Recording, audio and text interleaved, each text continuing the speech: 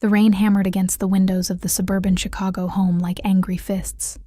But the storm inside was far more devastating. Maya Rodriguez clutched her acceptance letter from Northwestern University, the paper now crumpled from her sweaty palms, as her father's voice echoed through the living room. Engineering? You want to waste 4 years studying something you'll never use? Roberto Rodriguez stood in his work uniform, grease still under his fingernails from the auto shop, his face twisted in disgust. Women don't belong in engineering. Maya, how many times do I have to tell you this? Maya's mother, Carmen, sat silently on the worn leather couch, her eyes fixed on the Spanish telenovela playing on their outdated television. She hadn't looked up once during the argument, too absorbed in her stories to care about her daughter's dreams crashing down around her. Dad, please just listen to me, Maya pleaded, her voice cracking with desperation. I got a partial scholarship. I can work part-time to cover the rest. This is my chance to make something of myself, to help our family. Help our family? Her older brother Diego laughed bitterly from the kitchen doorway, a beer already in his hand despite it being only 3 p.m. You can help by getting married and giving Mom some grandchildren. Stop living in this fantasy world. The living room fell silent except for the dramatic music from the TV. Maya looked around at her family, the people who were supposed to support her, believe in her, fight for her dreams. Instead, she saw closed minds and cold hearts. I'm 21 years old, Maya said, her voice growing stronger.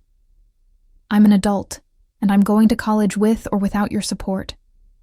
Her father's face darkened. Not under my roof, you're not. If you think you're so smart, so independent, then you can figure out how to live without us. Roberto, maybe we should... Carmen finally spoke up, but her husband cut her off with a sharp gesture.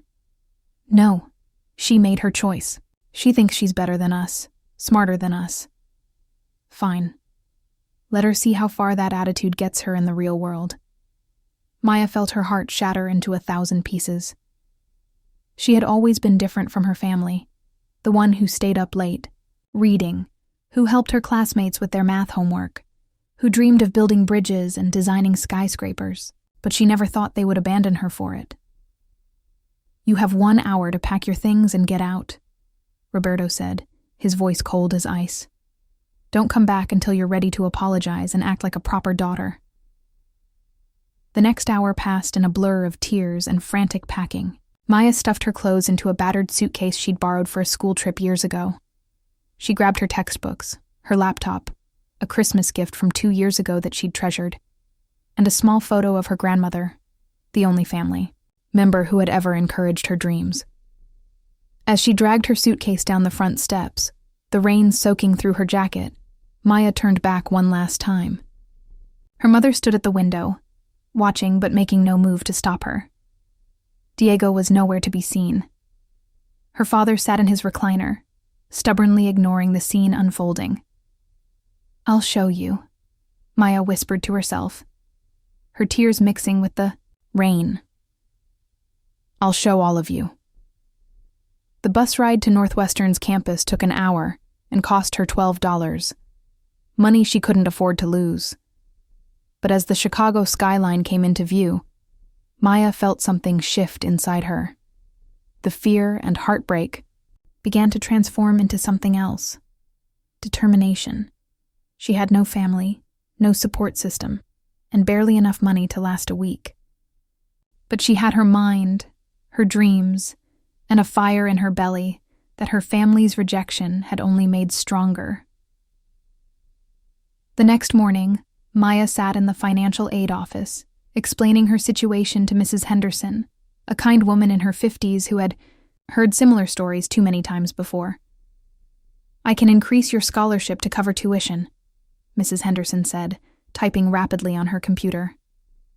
But housing, meals, books, that's going to be challenging.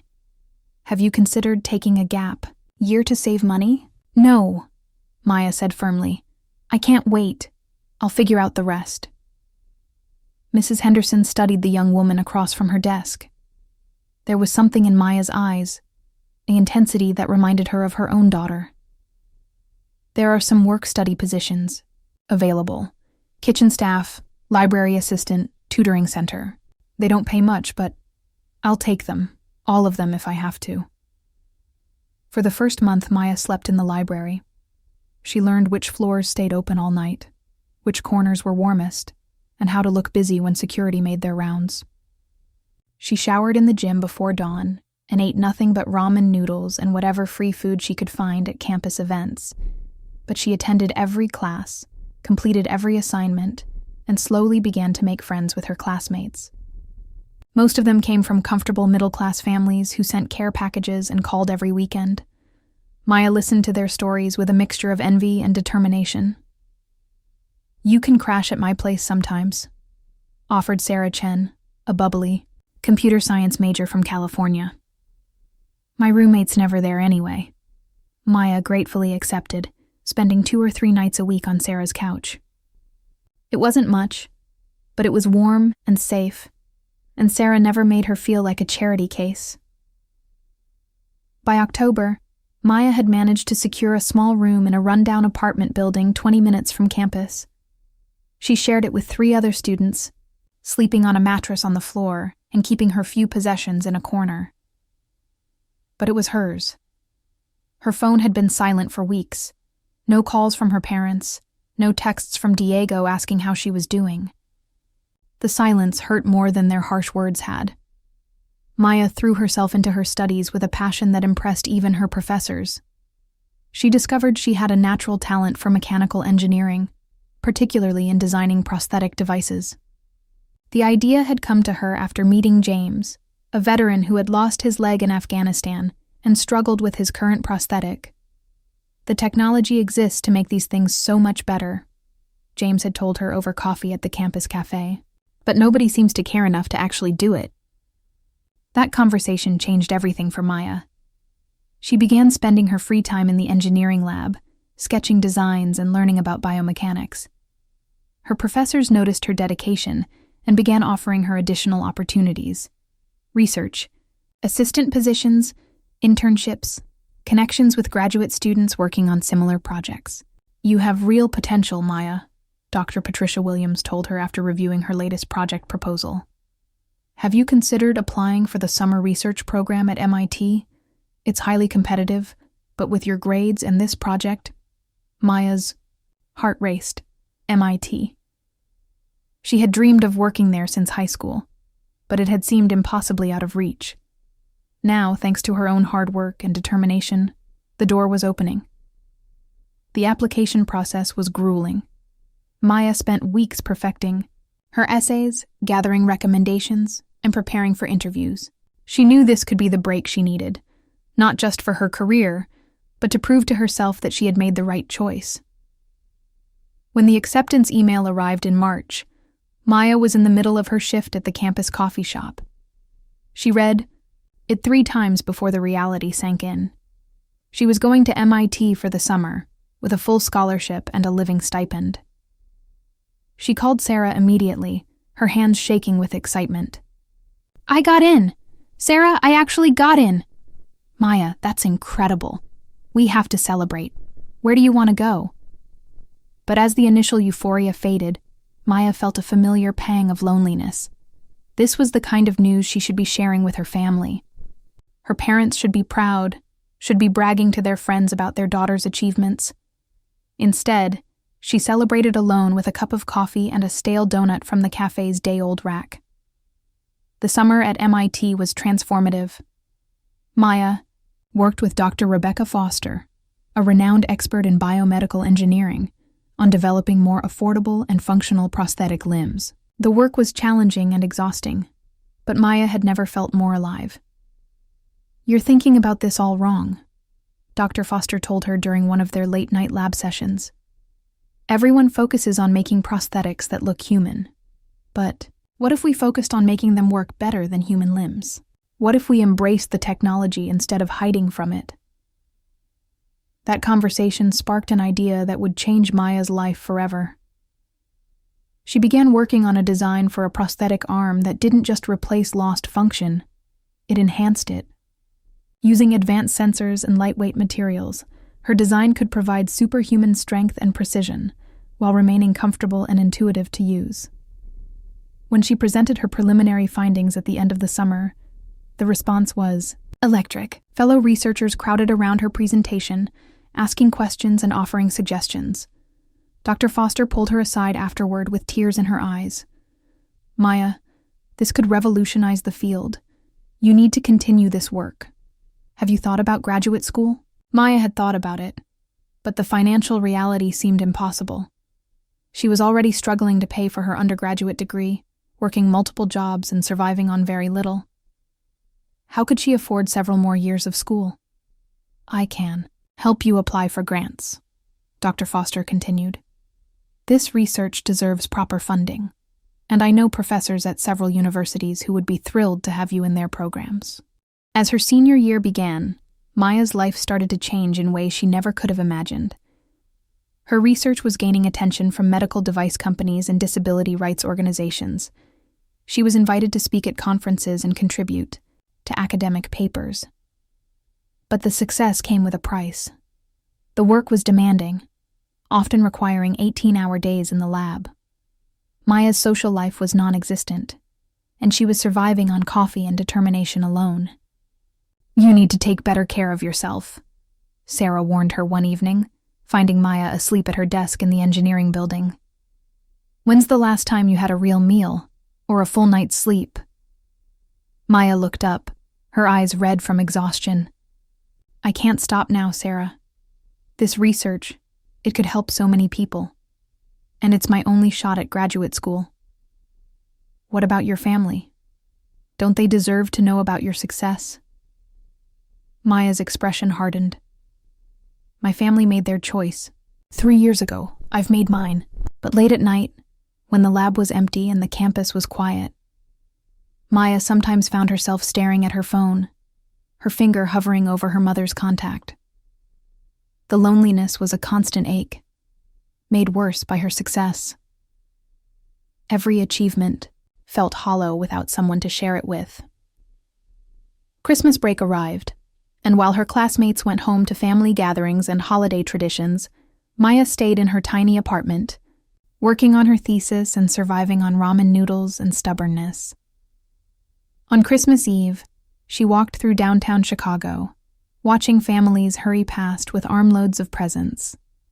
The city was beautiful in the snow, twinkling with lights and full of joy she felt excluded from. Her phone buzzed with a text from Sarah. "Merry Christmas! My family says you're welcome to join us if you change your mind about flying out." Maya smiled sadly and typed back, "Thank you, but I'm okay here. Enjoy your family." She wasn't okay, but she had learned to carry her pain quietly. The hurt had become fuel for her ambition, driving her forward when everything else fell apart. As the semester progressed, Maya's research continued to gain momentum. She was invited to present at the International Conference on Biomedical Engineering in Boston, a prestigious event that could open doors to the best graduate programs in the country. The presentation was scheduled for April, just weeks before graduation. Maya spent months preparing, perfecting her slides and practicing her delivery. She knew this was her moment, the chance to prove that a girl from a working-class Chicago family could compete with the best minds in the world. But as the conference date approached, Maya felt the weight of her isolation more keenly than ever. She had achieved everything she had dreamed of, but she had no one to share it with. Success, she realized, was lonely when you had to carry it alone. The Boston Convention Center buzzed with nervous energy as hundreds of the world's brightest engineering minds gathered for the International Conference on Biomedical Engineering. Maya stood in the massive exhibition hall, her hands trembling slightly as she adjusted her presentation materials for the 100th time. "First time presenting at ICBE?" asked a friendly voice behind her. Maya turned to see Dr. James Morrison, a distinguished professor from Stanford whose work she had studied extensively. She had never imagined she would be standing in the same room as him, let alone speaking at the same conference. "Yes, sir. I'm Maya Rodriguez from Northwestern." She extended her hand, trying to project more confidence than she felt. "Ah, you're the student working on enhanced prosthetics. I read your preliminary paper. Fascinating work, very innovative approach." Dr. Morrison's eyes lit up with genuine interest. "Are you planning to continue this research in graduate school?" "I hope so. I'm still applying for funding and programs." "Well, after your presentation today, I suspect you'll have plenty of options. The buzz about your work has been building all week." Maya felt a flutter of excitement mixed with terror. She had poured everything into this moment. 3 years of 18-hour days, countless failed prototypes, and a determination born from having nothing left to lose.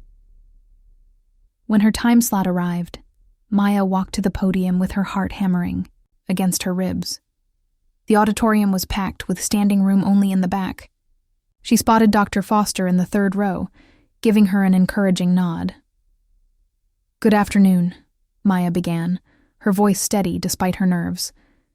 3 years ago, I met a veteran named James who told me that the technology existed to make prosthetics better, but nobody cared enough to actually do it. Today, I want to show you what happens when someone does care." The next 30 minutes flew by in a blur of technical explanations, demonstration videos, and enthusiastic questions from the audience. Maya had developed a prosthetic arm that not only matched human function, but exceeded it, providing enhanced strength, precise control, and intuitive operation through advanced neural interfaces. But the real magic wasn't in the technology itself. It was in the video testimonials from the beta testers. Veterans, accident survivors, and individuals born with limb differences who had tried Maya's device and found their lives transformed. "I can play guitar again," said Maria Santos, a construction worker who had lost her arm in an accident. "Not just play. I'm better than I was before. This device doesn't just replace what I lost. It gives me capabilities I never had." The applause was thunderous. Maya looked out at the sea of faces, scientists, engineers, medical professionals, and investors, all staring at her with a mixture of admiration and excitement. For a moment, she felt overwhelmed by the magnitude of what she had accomplished. During the post-presentation reception, Maya was surrounded by people wanting to discuss her work. Business cards were pressed into her hands. Collaboration offers were made, and graduate program directors were making pitches for their universities. "Maya, I'd like you to meet Sarah Kim from TechMed Ventures," Dr. Foster said, approaching with a sharp-dressed woman in her 40s. "Sarah specializes in funding innovative medical devices." "Ms. Rodriguez, your presentation was remarkable," Sarah said, her eyes bright with the enthusiasm of someone who had just spotted the next big thing. "I'd love to discuss potential funding for your research. Have you considered commercializing this technology?" Maya's mind raced. Commercialization meant patents, manufacturing, marketing, a whole world she knew nothing about. But it also meant her invention could help thousands of people instead of remaining locked away in academic journals. "I'm interested," Maya said carefully. "But my priority is making sure this technology reaches the people who need it most, not just those who can afford it." Sarah smiled. "That's exactly what I was hoping you'd say. Let's set up a meeting next week." The rest of the evening passed in a whirlwind of conversations and opportunities. Maya exchanged contact information with researchers from MIT, Stanford, Carnegie Mellon, and Johns Hopkins. 3 different companies expressed interest in licensing her technology, and 2 venture capital firms wanted to discuss startup funding. As she finally made it back to her hotel room near midnight, Maya sat on the edge of the bed and stared at the pile of business cards on the nightstand. 6 months ago, she had been sleeping on a mattress on the floor, worried about making rent. Now, she had the attention of some of the most powerful people in the biomedical industry. Her phone buzzed with a text from Sarah Chen. "Saw the video of your presentation online. You were amazing. When you're famous, remember us little people." Maya smiled, feeling a warmth spread through her chest. Sarah had been her lifeline during those dark early days at Northwestern, and their friendship had sustained her through the loneliest moments. It meant everything to have someone celebrating her success. But as she scrolled through her phone, she found herself pausing at her family's contact information. Her thumb hovered over her mother's name.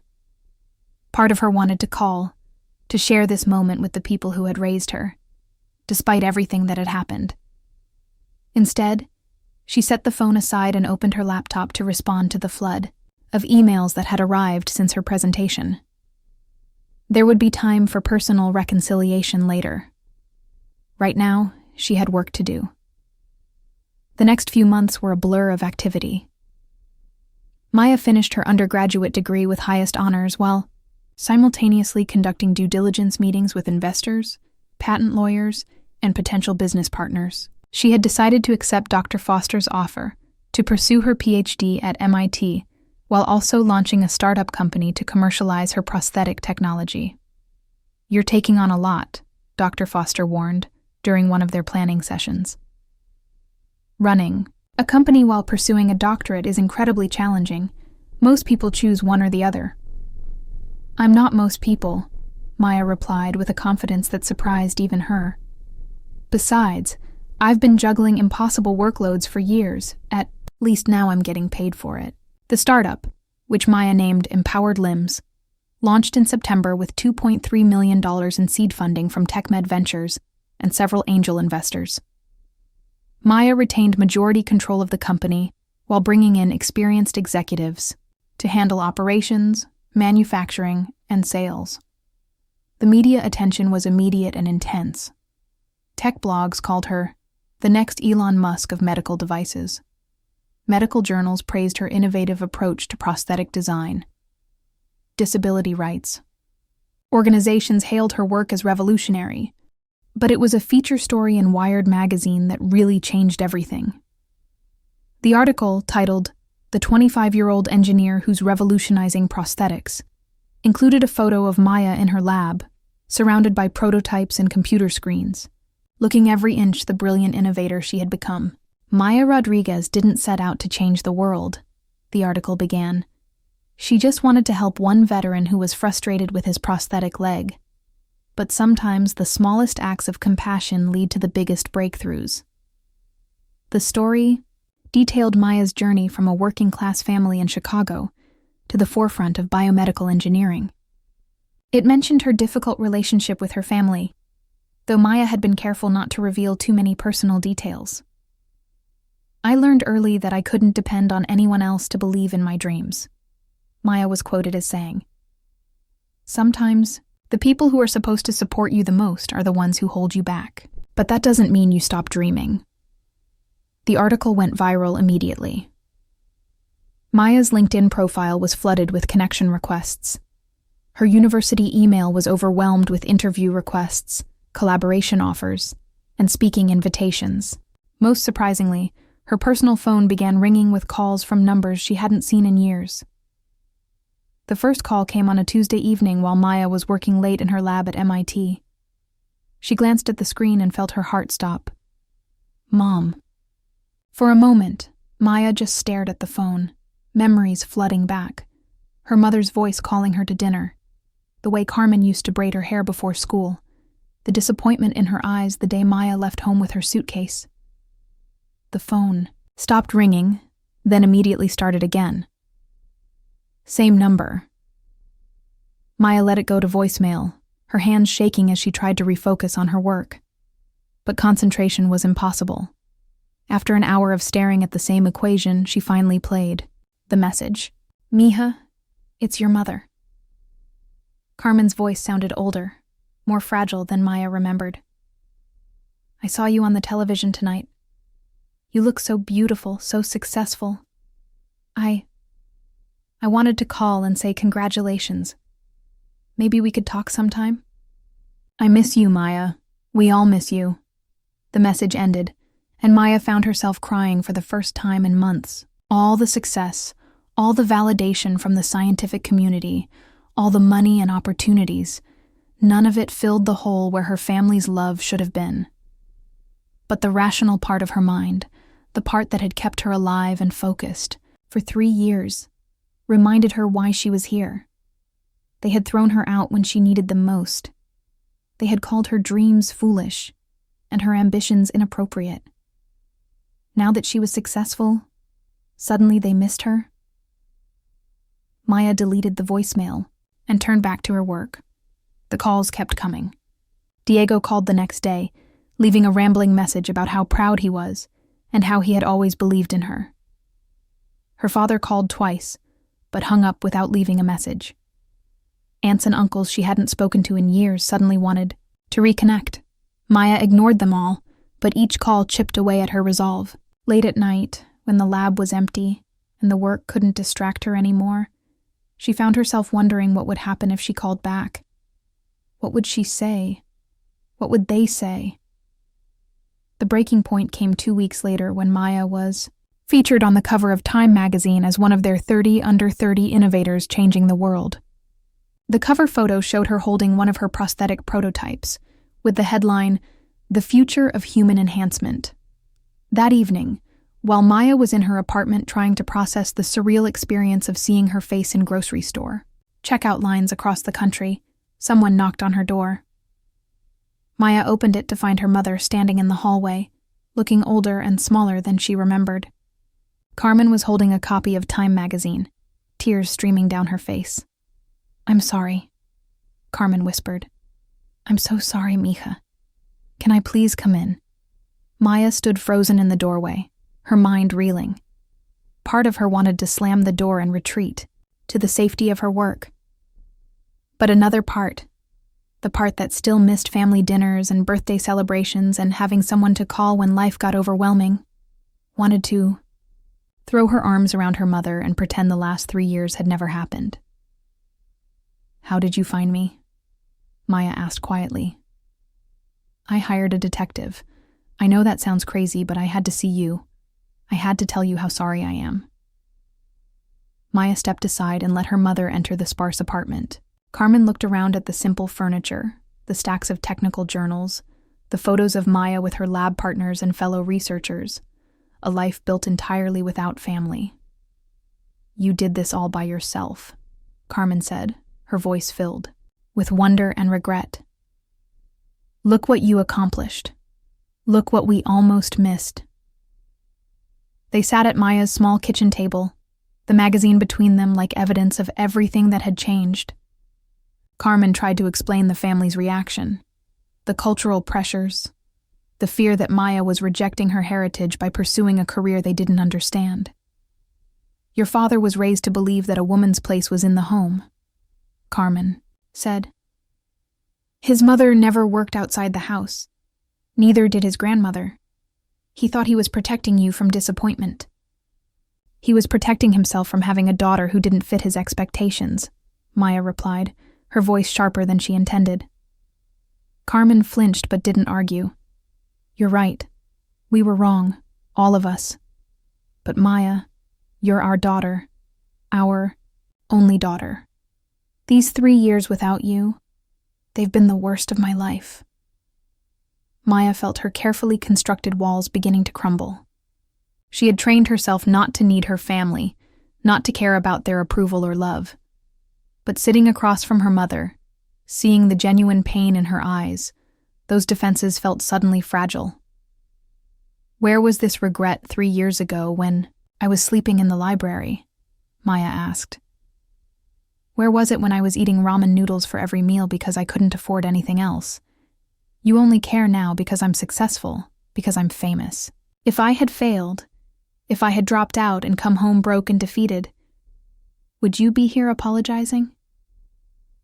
Carmen was quiet for a long moment, and Maya knew the answer before her mother spoke. "I don't know," Carmen admitted. "Maybe not. Maybe we're not as good as people as we thought we were. But I'm here now, and I'm asking for another chance. Not because you're famous, but because I love you. Because I've missed 3 years of your life, and I don't want to miss any more." Maya stared at the Time magazine cover, at the confident young woman who looked nothing like the scared girl who had been thrown out in the rain 3 years ago. That girl had needed her family's love and support. This woman had learned to live without it. But did she want to? I need time to think, Maya said finally. This is a lot to process. Carmen nodded and stood to leave. At the door, she turned back with tears in her eyes. I know we don't deserve forgiveness, she said, but if you can find it in your heart to give us another chance, we're going to spend the rest of our lives making up for what we put you through. After her mother left, Maya sat alone in her apartment, staring at her reflection in the dark window. Outside, Boston sparkled with lights and life, a city that had welcomed her ambitions and rewarded her dedication. But inside, she felt more conflicted than she had in years. Success had been simple when it was just about proving herself. Now, it was about deciding who she wanted to be, and whether that person had room for the family who had once broken her heart. Maya's phone hadn't stopped ringing for 3 days. Not just her family now, but reporters, producers, and talk show bookers who had gotten hold of her personal number somehow. She'd been forced to change her voicemail message to a professional recording, directing all media inquiries to her publicist, a publicist she'd had to hire just to manage the chaos. This is insane, she muttered to Sarah Chen, who had driven up from New York to visit her in Boston. They were hiding out in a small cafe near MIT, Maya wearing sunglasses and a baseball cap in a futile attempt at anonymity. Insane good or insane bad? Sarah asked, scrolling through the dozens of news articles about Maya that had appeared in the past week. Because from where I'm sitting, this looks pretty amazing. Maya sipped her coffee and watched 2 students at a nearby table taking not-so-subtle photos of her with their phones. I just wanted to help people. I never wanted to be famous. Well, too late for that, Sarah said with a grin. You're trending on Twitter, you've got fan pages on Instagram, and someone made a TikTok compilation of all your interviews set to inspirational music. You've officially entered the public consciousness. The attention was overwhelming, but Maya had to admit it was helping her cause. Orders for empowered limbs prosthetics had increased by 400% in the past month. 3 major hospital systems had signed contracts to use her devices. Most importantly, her foundation was now able to provide free prosthetics to veterans and low-income individuals who couldn't afford them otherwise. Speaking of interviews, Sarah continued, have you decided about the 60 Minutes offer? That's like the holy grail of media exposure. Maya had been putting off the decision for weeks. The 60 Minutes producers wanted to do a comprehensive feature about her life and work, including her estranged relationship with her family. It would be incredible exposure for her company and her cause, but it would also mean exposing the most painful parts of her story to millions of viewers. I don't know if I'm ready for that level of scrutiny, Maya admitted. Having my family drama broadcast to the entire country? That feels terrifying, invasive, and I'm not sure it's fair to my family, even after everything that happened. Sarah raised an eyebrow. Are you considering reconciling with them? Maya had been asking herself the same question every day since her mother's visit. Carmen had been calling twice a week, leaving gentle messages about family news and expressing hope that they could rebuild their relationship. Diego had sent flowers to her lab with a card that simply said, I'm proud of you, little sister. Even her father had left one awkward voicemail, stumbling through an apology in both English and Spanish. I don't know, Maya said honestly. Part of me wants to. But another part of me remembers how much it hurt when they threw me out. How am I supposed to just forget that? Maybe you don't forget, Sarah suggested. Maybe you just decide whether you want to move forward or stay stuck. In the past, that evening, Maya was working late in her lab when she heard familiar voices in the hallway outside. She looked up to see her entire family, her parents, Diego, and even her Aunt Rosa, standing nervously in the doorway. We didn't want to ambush you at home again, Carmen said softly. But we were hoping we could talk. Maya set down her tools and studied their faces. Her father looked older, more worn down than she remembered. Diego was fidgeting with his hands, clearly uncomfortable. Aunt Rosa was crying openly. How did you get past security? Maya asked, I told them I was your mother, Carmen said with a small smile. They didn't believe me at first. Had to show them pictures from when you were little. Despite everything, Maya found herself smiling too. Her mother had always been resourceful when she set her mind to something. We brought dinner, Aunt Rosa said, holding up several bags from Maya's favorite Mexican restaurant, the one they used to go to for special occasions when she was growing up. Thought maybe you might be hungry. Maya's stomach growled in response. She'd been surviving on vending machine snacks and coffee for the past 2 days, too busy to think about proper meals. I suppose I could eat, she said carefully. They set up the food on a conference table in the corner of the lab, an awkward family reunion surrounded by prosthetic prototypes and computer screens. For a few minutes, everyone just ate in silence, the tension thick enough to cut with a knife. Finally, Roberto cleared his throat. I saw you on the news last week, he said in heavily accented English. The reporter, she said you help soldiers who lost their arms and legs. Maya nodded. That's part of what we do. That's good work, he continued, struggling with the words. Important work. I was wrong before, about what you could do. It wasn't exactly a heartfelt apology, but coming from her father, it was more than Maya had ever expected to hear. I remember when you were little, Aunt Rosa said, her voice thick with emotion. You used to take apart your toys to see how they worked. I told your mother you were going to be an engineer someday, but she said girls don't do that kind of work. Girls do whatever work they're good at, Maya said firmly, just like boys do. We know that now, Carmen said. We should have known it then. We should have supported you instead of throwing me out like garbage. Maya's voice was sharper than she intended, but the hurt was still there, just below the surface. The table fell silent again. Diego finally spoke up. I was scared, he said quietly. When you got that scholarship, when you started talking about college and engineering and all these big dreams, I was scared you were going to leave us behind. And I thought if we made you choose, you'd choose us. But you didn't give me a choice, Maya pointed out. You made it for me. Because we were cowards, Roberto said, the words coming out like they physically hurt. We were scared of losing you, so we pushed you away. Stupid, eh?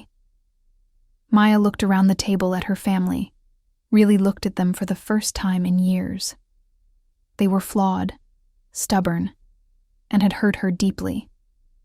But they were also here, trying to make amends in their own imperfect way. I spent 3 years being angry, Maya said slowly. 3 years proving you wrong, showing you that I could succeed without you. And I did. I built a life, a career, a company. I helped people. I made a difference. She paused, collecting her thoughts. But you know what? It was lonely. Every achievement felt hollow because I had no one to share it with. Every milestone was just another reminder that I was doing it all alone. Carmen reached across the table and gently touched Maya's hand. You don't have to be alone anymore. If you'll let us, we want to be part of your life again. Maya felt tears threatening, but she pushed them back. It's not that simple. I can't just pretend the last 3 years didn't happen. I can't pretend you didn't hurt me. We're not asking you to pretend, Diego said. We're asking you to forgive us, to give us a chance to do better. Maya pulled her hand away and stood up, walking to the window that overlooked the MIT campus. Outside, students were walking to their dorms, probably calling their parents to complain about classes or ask for money. Simple, normal family relationships that she had never had. There are conditions, she said finally, not turning around. If we're going to try this, things have to be different. Whatever you want, Carmen said quickly. You have to respect my choices. My career, my life, my decisions. They're mine to make. No more telling me what I should or shouldn't do because I'm a woman. Of course, Roberto said, and you have to. Understand that I'm not the same person who left 3 years ago. I've changed. I've grown. I'm not going to shrink myself down to fit into your expectations. We don't want you to, Aunt Rosa said. We want to know the woman you've become. Maya turned back to face them. And if I decide to do the 60 Minutes interview, if I tell my story publicly, you can't ask me to change it or leave parts out to protect your feelings.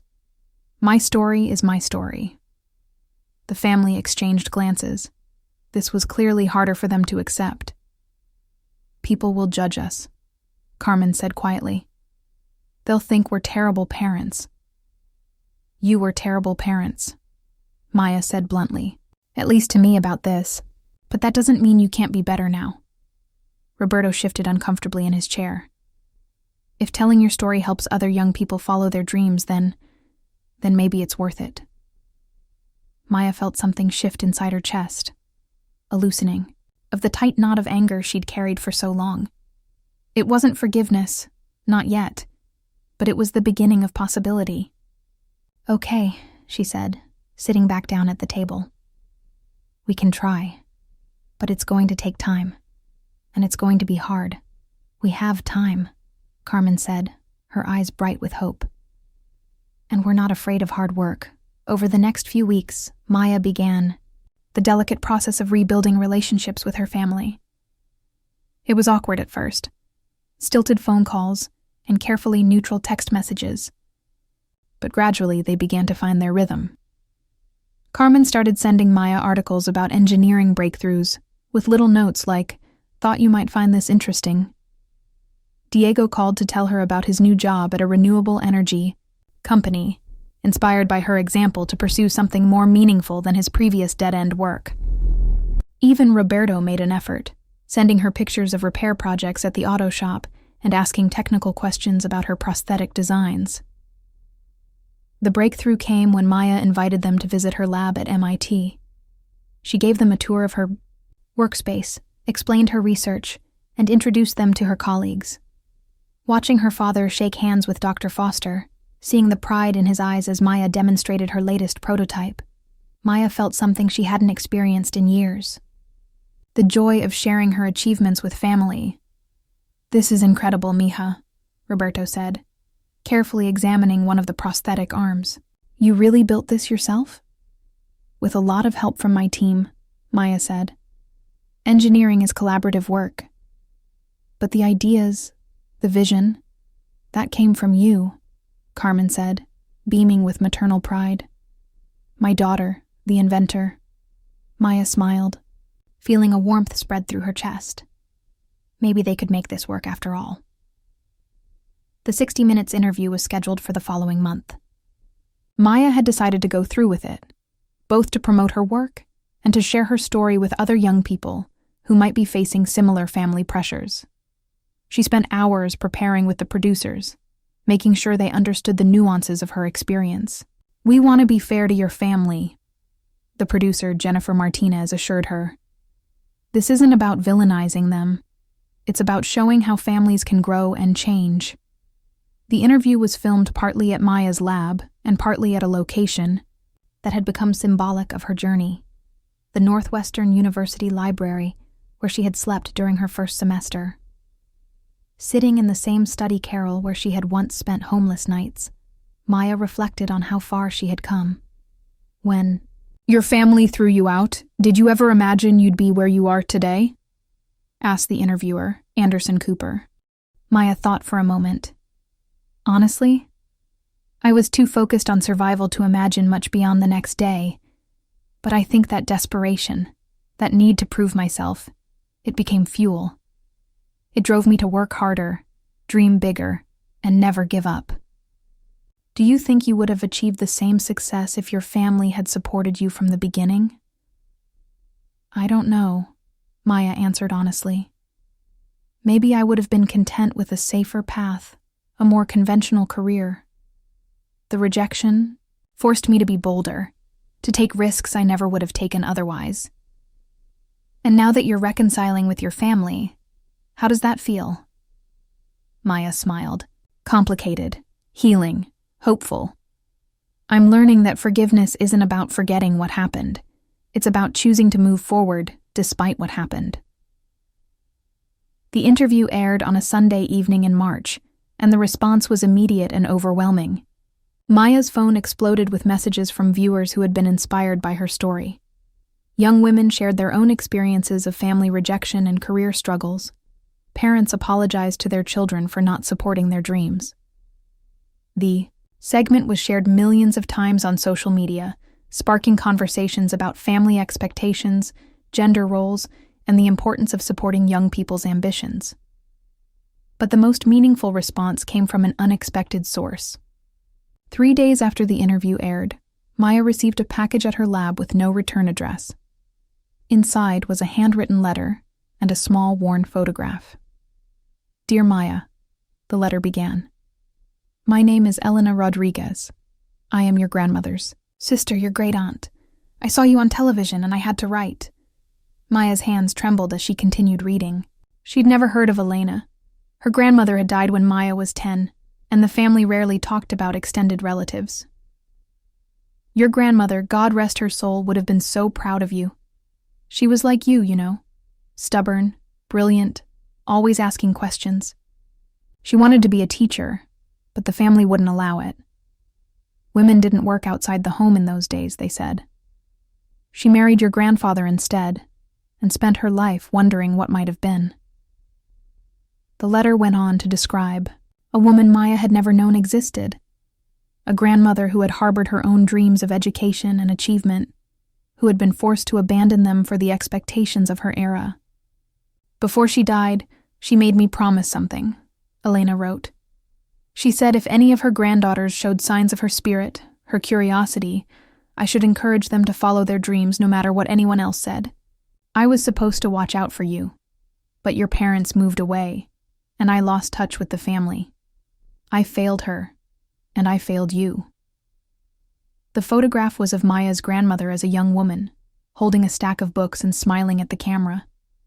On the back, someone had written, "Elena Rodriguez, future teacher, 1952. Maya stared at the photo through tears, seeing her own determined expression reflected in her grandmother's face. All these years, she had thought she was alone in her family, the only one who dared to dream beyond traditional expectations. But her grandmother had been there first, paving the way with her own unfulfilled ambitions. That evening, Maya called her mother and told her about the letter. Carmen was quiet for a long time. "Your grandmother never told us about her dreams," Carmen said finally. "She always seemed so content with her life."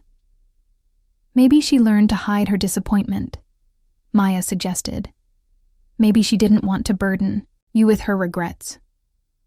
Or maybe she was protecting us from making the same mistakes she did," Carmen said. "Maybe she saw what happened when dreams got crushed, and she wanted to shield us from that pain." Maya thought about this conversation for weeks afterward. It helped her understand her family's reaction in a new light, not as malicious rejection, but as misguided protection. They had been so afraid of seeing her fail that they had nearly prevented her from succeeding. The success of the 60 Minutes interview led to even more opportunities. Maya was invited to speak at the White House Science Fair, to address the United Nations about assistive technology, and to serve on the board of several major medical research foundations. Empowered Limbs expanded internationally, opening offices in London, Tokyo, and São Paulo. But perhaps the most satisfying development was the change in her family dynamics. Roberto started attending Maya's speaking engagements, sitting in the front row with obvious pride. Carmen joined the board of Maya's charitable foundation, using her organizational skills to help coordinate prosthetic donations to underserved communities. Diego left his old job and went back to school to study renewable energy engineering, inspired by his sister's example. "You changed all of us," Carmen told Maya during one of their weekly dinners, a new tradition they had established. "Not just by succeeding, but by showing us what real strength looks like." Maya looked around the table at her family. gathered in her new apartment in Cambridge. It was larger than her old place, with room for dinner parties and family visits. The walls were covered with photos, some from her professional achievements, but more and more from family gatherings and personal milestones. "I couldn't have done any of this without what you put me through," Maya said. "I hated you for it at the time, and I probably needed to hate you to find the strength to keep going. But in a weird way, you gave me the greatest gift possible. The knowledge that I could survive anything." Roberto reached across the table and squeezed her hand. "I wish we could have given you love and confidence instead of pain and determination." "Maybe," Maya said with a smile. "But then I might not be sitting here today, knowing exactly who I am and what I'm capable of. Everything happened the way it needed to happen." As spring turned to summer, Maya found herself reflecting on the strange journey that had brought her to this point. She had started with nothing but a dream and a stubborn refusal to give up. She had built a life, a career, and a company from scratch. She had helped thousands of people regain their independence and dignity through her innovations. But perhaps most importantly, she had learned that success wasn't just about proving others wrong. It was about becoming the person you were meant to be, regardless of who believed in you along the way. The phone calls from her family had gone from painful reminders of rejection to welcome conversations about shared interests and mutual support. The silence that had once felt like abandonment had been replaced by the comfortable rhythm of people learning to love each other again. And Maya had learned something she never expected. Forgiveness wasn't a gift you gave to others. It was a gift you gave to yourself. 2 years after the 60 Minutes interview, Maya stood backstage at the Kennedy Center in Washington, D.C., adjusting her evening gown and trying to calm her nerves. She was about to receive the National Medal of Technology and Innovation from the President of the United States, the highest honor the country could bestow on an engineer. "You ready for this, sis?" Diego asked, straightening his tie. He had graduated from his renewable energy program the previous month and was now working as a project manager for a solar installation company in Chicago. The family had come to D.C. together to witness Maya's moment of recognition. "As ready as I'll ever be," Maya replied, peeking through the curtain at the packed auditorium. She spotted her parents in the third row, Carmen wearing a new dress she had bought specifically for the occasion, and Roberto looking uncomfortable but proud in his best suit. In the 2 years since their reconciliation, Maya's relationship with her family had evolved into something she never could have imagined during those angry, lonely nights in college. They called each other regularly, shared holidays together, and had even started a family tradition of annual vacations. Last year to Puerto Rico to connect with their heritage. This year planned for Spain to explore their ancestral roots. "Ladies and gentlemen," the announcer's voice boomed through the auditorium. "Please welcome Dr. Maya Rodriguez, founder and CEO of Empowered Limbs, recipient of this year's National Medal of Technology and Innovation." Maya walked onto the stage to thunderous applause, her eyes immediately finding her family in the audience. Carmen was crying openly, and even Roberto was wiping away tears. For a moment, Maya felt like that scared 21-year-old girl again, desperate for her parents' approval. But this time, she had it. And more importantly, she had earned it through her own determination and hard work. The president handed her the medal and shook her hand warmly. "Dr. Rodriguez, your innovations have transformed the lives of thousands of people around the world. But I understand your journey to this moment wasn't easy." "No, Mr. President, it wasn't," Maya replied, her voice carrying clearly through the auditorium's sound system. "But I learned that sometimes the hardest journeys lead to the most meaningful destinations." After the ceremony, Maya was surrounded by reporters and well-wishers at the reception, but she kept looking over their heads, searching for her family. She finally found them near the dessert table, looking slightly overwhelmed by the grandeur of the event. "There she is," Aunt Rosa said, beaming with pride. "Our little Maya, talking to the president like they're old friends." "Not so little anymore," Roberto said, his voice filled with wonder. Look at her. Look at what she's accomplished. Maya made her way through the crowd to reach them, the heavy metal bouncing against her chest with each step. Carmen immediately pulled her into a fierce hug. I'm so proud of you, mija, she whispered. So proud I could burst. We all are, Diego added, wrapping his arms around both women. You're incredible, Maya. You really are. As the family stood together, sharing this moment of triumph, Maya felt a sense of completion she had never experienced before. All the pain, all the struggle, all the lonely nights and desperate determination, it had all led to this moment, surrounded by the people she loved most. But the real celebration came later that evening, in Maya's hotel suite, with takeout Chinese food and cheap champagne from the hotel gift shop. They sat on the floor in their formal wear, shoes kicked off, laughing and sharing stories like they were any other family having any other evening together. Do you remember? Carmen said, a little tipsy from the champagne. When Maya was 7, and she took apart the television remote to see how it worked? And she couldn't put it back together, Roberto added, chuckling. We had to buy a universal remote and pretend we'd lost the original one. I eventually figured out how to fix it, Maya protested. I just needed more time. You always needed more time, Diego said affectionately. More time, more questions, more explanations for everything. Maya looked around at her family, all of them relaxed and happy in a way she couldn't remember from her childhood. They had been so tense back then, so worried about fitting in and following the rules. Now, they seemed lighter somehow, more accepting of differences and possibilities. I have something to tell you all, Maya said, setting down her champagne glass. I've been thinking about expanding the foundation, creating a scholarship program for young women from working-class families who want to study engineering. That sounds wonderful, Carmen said. What would you call it? Maya smiled. The Elena Rodriguez Memorial Scholarship. After grandmother, I want to honor the dreams she never got to pursue by helping other women pursue theirs. Roberto's eyes filled with tears, something Maya had never seen before their reconciliation.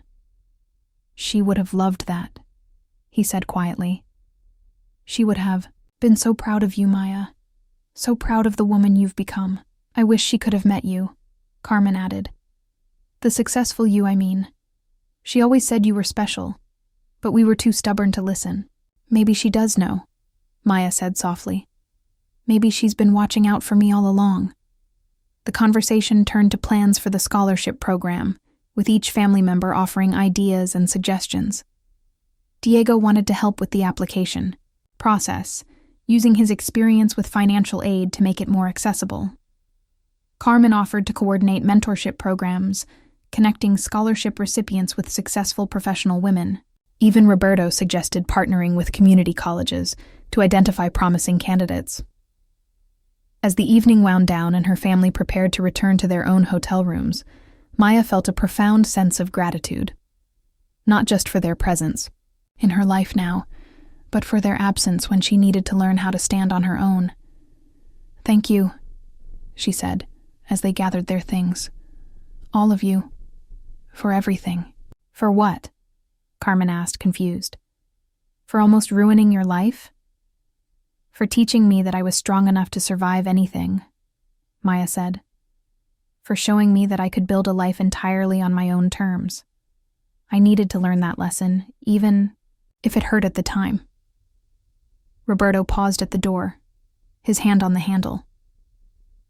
I still regret what we put you through, he said. Every day I think about how different things could have been if we had supported you from the beginning. But then I might not have pushed myself as hard, Maya pointed out. I might not have been as determined to succeed. Everything happened exactly the way it needed to happen. After they left, Maya sat alone in her hotel room, the National Medal of Technology and Innovation resting on the coffee table beside her. She thought about the journey that had brought her here. From that rainy night with a suitcase to this moment of national recognition. Her phone buzzed with a text from Sarah Chen. "Saw you on the news. You looked amazing up there. Proud to be your friend."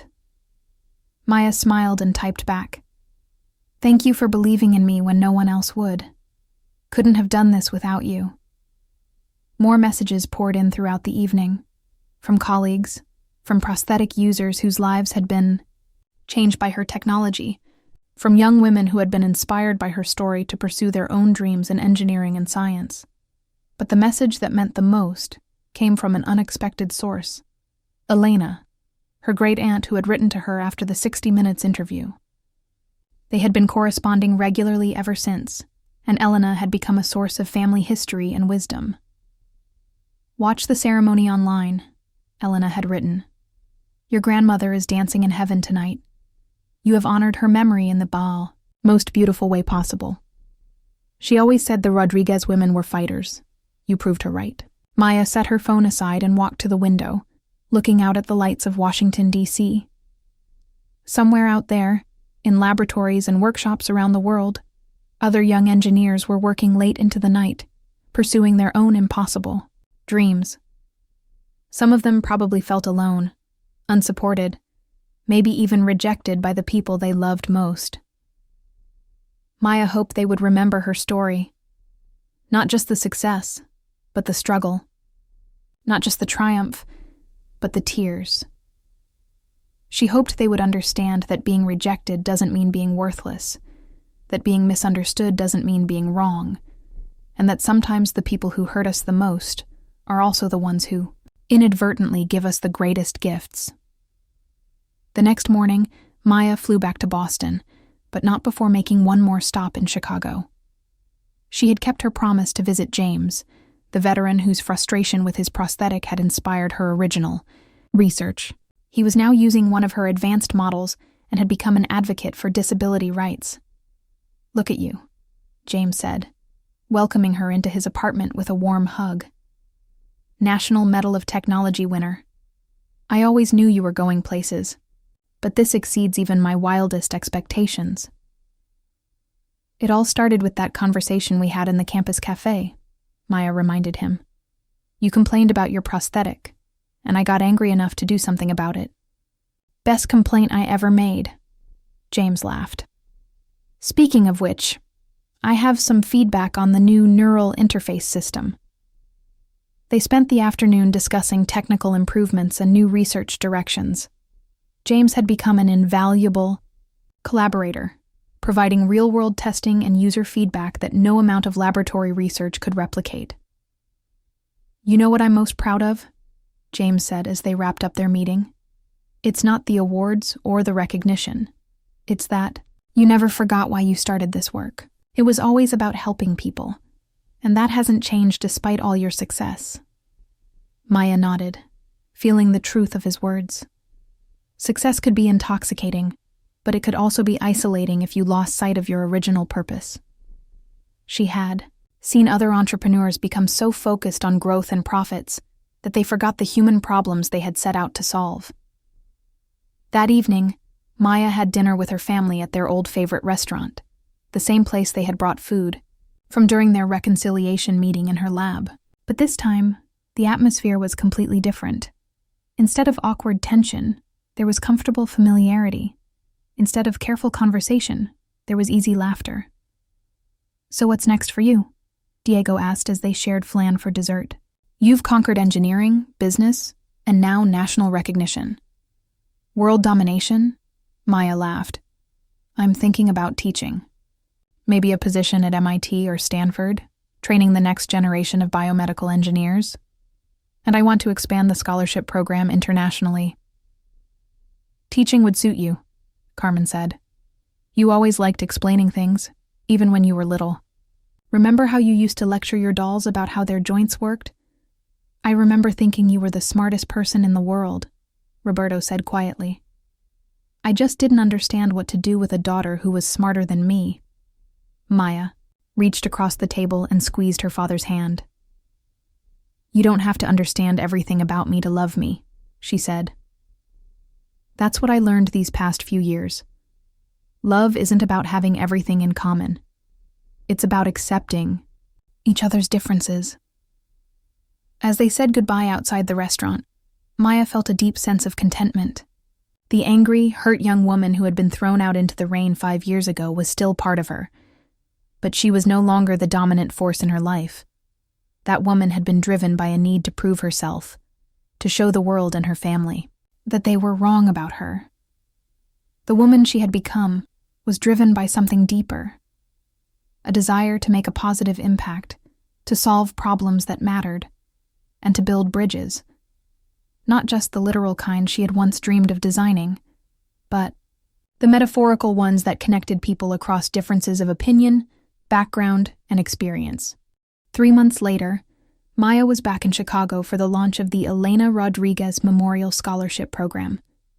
The ceremony was held at Northwestern University, in the same library where she had once slept as a homeless student. 50 young women from working-class families had been selected as the first recipients, each receiving full funding for their engineering studies, plus mentorship and internship opportunities. Maya stood at the podium, looking out at the scholarship, recipients and their families. She saw herself reflected in their faces, the determination, the hope, the fear of dreaming too big. Behind them sat her own family, beaming with pride at what their daughter had accomplished. 5 years ago, Maya began, I stood in this very building as a scared, homeless college student who had been rejected by her own family for pursuing her dreams. I had no money, no support system, and no guarantee that things would work out. She paused, letting her eyes sweep across the audience. But I had something that no one could take away from me. The absolute certainty that I belonged in engineering, regardless of what anyone else thought. Today, I want to give that same certainty to each of you. The scholarship recipients listened, intently as Maya shared her story, the struggles, the setbacks, the moments of doubt, and the breakthrough that had changed everything. But she also talked about the importance of failure, of learning from rejection, and of using adversity as fuel for achievement. Some of you may face opposition from your families, Maya said, her voice growing stronger. Some of you may be told that engineering isn't appropriate for women, that you should choose safer, more traditional paths. Some of you may even be rejected or abandoned for pursuing your dreams. She took a deep breath, thinking of that rainy night 5 years ago. If that happens, remember this. Their fear of your success says nothing about your worth and everything about their limitations. You are not responsible for managing other people's insecurities. You are only responsible for pursuing your own potential. The applause was thunderous. Maya looked out at the young faces staring back at her and saw the future of engineering, diverse, determined, and unafraid to challenge the status quo. After the ceremony, Maya was approached by a young Latina woman named Sophia, one of the scholarship recipients. Ms. Rodriguez, Sophia said nervously, I wanted to thank you. My parents, they don't understand why I want to study engineering. They keep asking when I'm going to get married and start a family. Maya smiled, recognizing the familiar struggle. What do you tell them? I tell them I can do both if I choose to. But first, I want to build bridges. Literal or metaphorical? Maya asked with a grin. Both, Sophia replied, her eyes shining with determination. Just like you. As Maya drove back to Boston that evening, she reflected on how much had changed. In 5 years, she had gone from a rejected daughter to a nationally recognized innovator. She had transformed her family's shame into pride, her isolation into connection, and her pain into purpose. But perhaps most importantly, she had learned that success wasn't about proving others wrong. It was about proving yourself right. It wasn't about earning the approval of people who had rejected you. It was about building a life so fulfilling that their approval became irrelevant. Her phone rang as she crossed the Indiana border. Carmen's name appeared on the screen. Hi, Mom, Maya answered, the words still feeling new and wonderful on her tongue. I just wanted to tell you how proud I was today, Carmen said. Watching you speak to those young women, seeing how you've turned your pain into a gift for others. I've never been more proud to be your mother." Maya felt tears spring to her eyes. 5 years ago, she would have given anything to hear those words. Now, they were simply a beautiful bonus to a life she had built entirely on her own terms. "I love you too, Mom," Maya said. As she hung up the phone and continued driving through the night, Maya thought about the circular nature of her journey. She had started as a young woman rejected by her family for her dreams. She had become a successful engineer and entrepreneur. And now she was using her platform to help other young women avoid the pain she had experienced, while also helping her own family understand the importance of supporting unconventional dreams. The girl who had been thrown out with nothing but a suitcase and a determination to prove herself had become a woman who could offer others both financial support and emotional validation. The daughter who had been told her dreams were inappropriate had become a mentor, showing other daughters that their dreams were not only appropriate, but necessary. Maya smiled as the highway stretched out before her, illuminated by her headlights, and full of infinite possibilities. She had learned that sometimes the greatest gift you can give the world is becoming fully, unapologetically yourself, regardless of who believes in you along the way. And sometimes, if you're very lucky and very patient, the people who rejected you might just learn to see you clearly. But by then, you'll have learned something even more valuable, that their vision of you was never as important as your vision of yourself. The phone calls that had once represented her family's conditional love now represented something much deeper. Mutual respect, genuine affection, and the hard-won understanding that comes from weathering storms together. Maya Rodriguez had built more than successful prosthetics or a thriving company.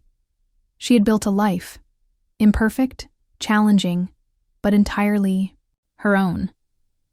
And that, she realized, was the greatest achievement of all.